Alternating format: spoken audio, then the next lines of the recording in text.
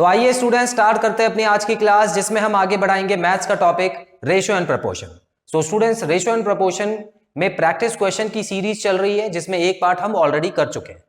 तो इस वीडियो को देखने से पहले आप प्रैक्टिस क्वेश्चंस का पहला पार्ट जरूर देख लें, ताकि आपको कोई डाउट या कंफ्यूजन ना रहे। तो आज की क्लास में हम कंटिन्यू करेंगे प्रैक्टिस क्वेश्चंस के साथ और कुछ नए तरीके के क्वेश्चंस को समझेंगे। तो आइए स्टूडेंट्स शुरू करते हैं और देखते हैं अपना पहला क्वेश्चन। यहां आप देख सकते हैं, if a is to b is 1/2 ratio 3/8, मतलब आपको जो रेशो दी हुई है वो फ्रैक्शन में दी हुई है। b c की भी रेशो दी हुई है और c एंड d की भी रेशो दी है। आपको क्या निकालना है students? a b c d की रेशो निकालनी है। तो सबसे पहले आपको मैं बता दूं कि कोई भी रेशो जब दी होती है फ्रैक्शन में, तो इसका मतलब वो रेशो की असली फॉर्म है ही नहीं, आपको उसको कन्वर्ट करना होता है असली फॉर्म में। अब देखिए वो कैसे होगा स्टूडेंट्स। यहां पर a is to b आपको 1/2 और 3/8 दिया हुआ है। आपको क्या कर देना है स्टूडेंट्स? क्रॉस मल्टीप्लाई करना है यहाँ पे। ये हो गया 8 और 6, और इसको भी काटा जा सकता है, तो मैं यहाँ पे 4:3 लिख सकता हूं। तो a is to b की रेशो ये आ गई। b is to c में भी ऐसी करेंगे स्टूडेंट्स, जो कि यहाँ पे 1/3 है और यहाँ पे 5/9 है। चलिए इसको इस बार यहीं पे काट देते हैं, तो ये 3 हो गया, 3 यहां जाके 3:5 हो गया। सी डी की देख लेते हैं स्टूडेंट्स। सी और डी को भी कंपेयर करते हैं। 5/6 लिखा है और यहाँ पे 3/4 लिखा है। अब आपको पता है कि 4 और 6 भी कर सकते हैं, तो 3 और यहाँ पे 2 आ गया, और नहीं कटेगा। अब इसको मत काट देना, क्योंकि ये तो यहाँ जाके मल्टीप्लाई होगा। तो ये हो गया स्टूडेंट्स 10:9। तो तीनों की अलग अलग निकल गई। अब हमको कुछ नहीं करना, जो पिछले पार्ट में हमने क्वेश्चंस किए थे उन तीनों रेशो को कैसे कंबाइन करता है, बिल्कुल वैसे ही करना है स्टूडेंट। तो सबसे पहले मैं क्या कर रहा हूं, ए बी सी को कंबाइन कर लेता हूं। ए बी सी मतलब इन दोनों को कंबाइन कर रहा हूं, जहां पर बी की वैल्यू तो बिल्कुल सेम है। चलो मेरे लिए तो अच्छी बात हो गई है, मुझे कुछ करना ही नहीं है। यहां पर 3 लिखा मैंने, और यहां पर 4 लिखा, और यहां पे 5 लिख दिया। जब एलसीएम लेना होता तो मल्टीप्लाई करते। ठीक है, अब मुझे क्या करना है स्टूडेंट्स? इन दोनों रेशियोज को कंपेयर कर देना है और जोड़ देना है, तो आंसर आ जाएगा।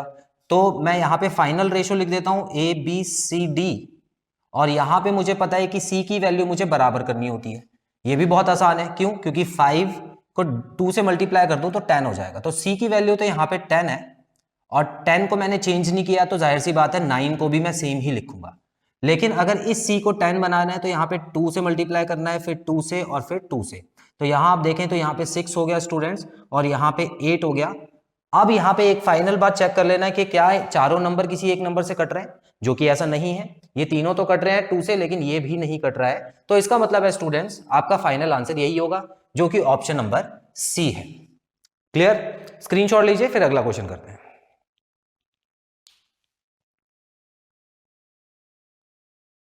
स्टूडेंट्स बढ़ते हैं क्वेश्चन 2 की तरफ। यहां पर आपको दिया हुआ है ए बी सी के बीच में रेशो, और आपसे पूछा है अपॉन में क्या आंसर आएगा। ये थोड़ा सा उल्टा क्वेश्चन हो गया, क्योंकि अभी तक इस फॉर्म में आपको दिया होता था, इसमें निकालना होता था, लेकिन इस बार उल्टा चलना है। लेकिन हमको पता है, कोई बात नहीं, वैल्यूज हमको वही पुट करनी है। अब देखिए स्टूडेंट्स, यहां पर जब भी आपको ऐसा क्वेश्चन दे दें कि आंसर आपको दिया हुआ है, देखिए यहाँ पे सीधी सीधी रेशो दी हुई है, तो आपको क्या करना है? आपको बस उठा के वैल्यू पुट करनी है और आंसर निकालना है।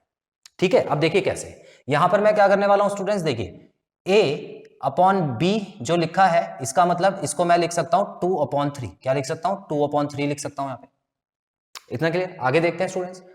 उसके बाद यहां पे क्या लिखा हुआ है? b/c निकालना है मुझे, तो इसको क्या लिख सकता हूं? 3/4। ये 3/4 हो गया। आखिरी में क्या लिखा है? c/a, जिसको मैं लिख सकता हूं 4/2। 4/2 ही लिखना, 2/4 मत लिख देना, गलत हो जाएगा। अच्छा, ये तो कट भी रहा है, चलिए अच्छी बात है, ये हो गया 2/1। इतना क्लियर? अब आपको क्या करना है स्टूडेंट्स? इनको एक रेशो में लिखना है, जैसे कि यहां लिखा हुआ है। तो मैंने क्या किया? 2/3 रेशो 3/4 रेशो 2/1।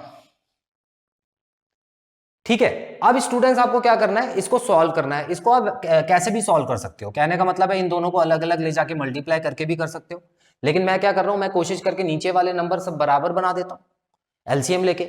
उसके बाद उनको काट के जो ऊपर बचेगा वो मेरा आंसर आ जाएगा। ठीक है, तो आप ऐसे भी कर सकते हो। तो अब मैं क्या करने वाला हूं, यहाँ पे देखो 12 आ रहा है एलसीएम सबका, तो सबके नीचे मैंने 12 उठा के लिख दिया, और उसके बाद सबको 12 बना दिया। तो इसको 4 से मल्टीप्लाई किया, तो इसको भी 4 से करूंगा, 8 आ गया। इसको 3 से किया है तो इसको भी 3 से करूंगा, 9 आ गया। इसको 12 से किया है तो इसको भी 12 से करूंगा, ये आ गया 24। सो स्टूडेंट्स 12 को अब आप हटा सकते हो, आपका आंसर आ गया 8, 9 और 24। कौन सा आंसर है ये? ऑप्शन नंबर सी है ये भी। चलो 2 बार ऑप्शन नंबर सी आ गया। क्लियर स्टूडेंट्स, स्क्रीनशॉट ले लो, अगला क्वेश्चन करते हैं।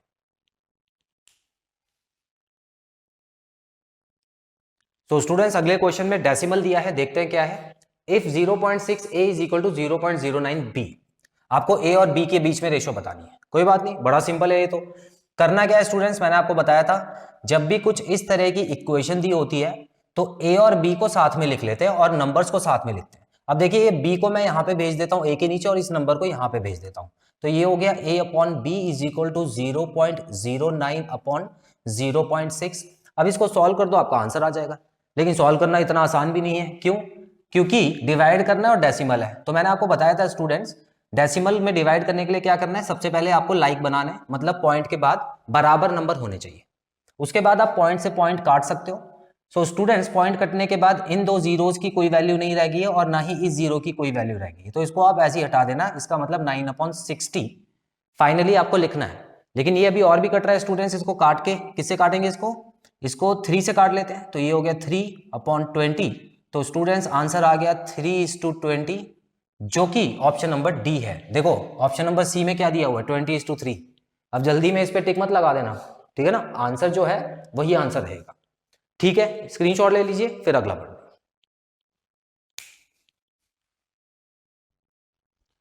स्टूडेंट्स क्वेश्चन नंबर 4 करते हैं।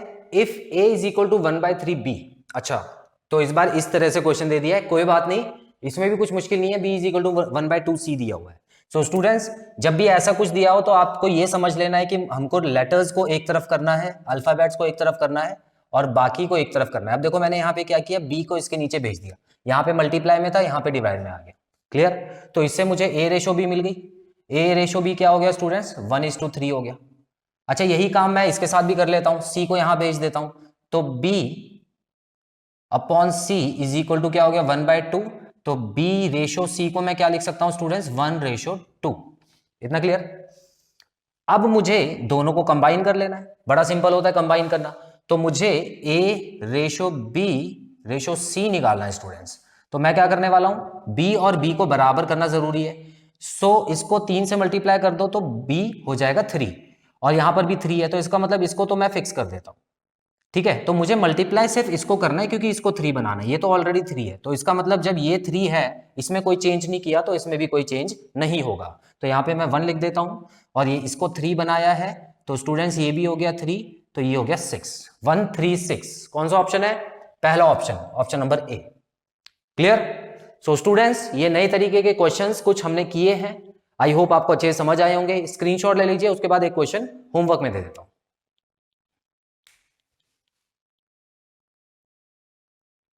सो स्टूडेंट्स क्वेश्चन नंबर 5 मैंने आपके लिए होमवर्क के लिए लिख दिया है, इसको अच्छे से पढ़िए, समझिए और जो भी आपके आंसर्स आते हैं कमेंट बॉक्स में मेंशन करना ना भूलें ताकि मैं उसको चेक कर सकूं।